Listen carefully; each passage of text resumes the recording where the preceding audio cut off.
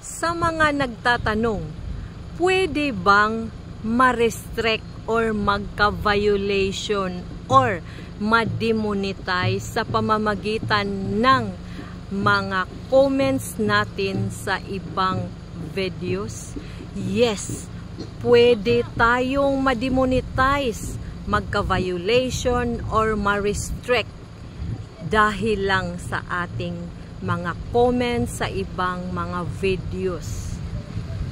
May mga comments na akala natin hindi yun bawal ni Meta. Kaya mag-ingat tayo sa ating mga comments sa ibang videos ng ating kapwa content creators. Kasi kung hindi tayo mag-ingat ay maaaring ito ang dahilan na mawalan tayo ng monetization tools. Kaya mag-ingat tayo.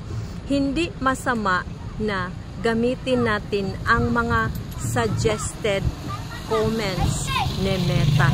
Mas mabuti na yun na lang ang gagamitin natin kaysa magkamali pa tayo ng mga comments at yun ang magiging dahilan para maalis ni Meta ang ating mga monetization tools.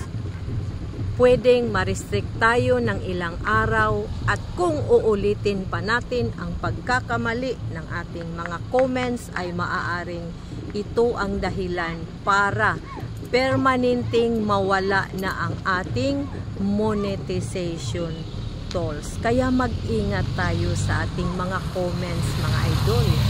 Baka mangyari din yan sa atin. So yun lang mga idol, sana nakatulong at mag-ingat tayo.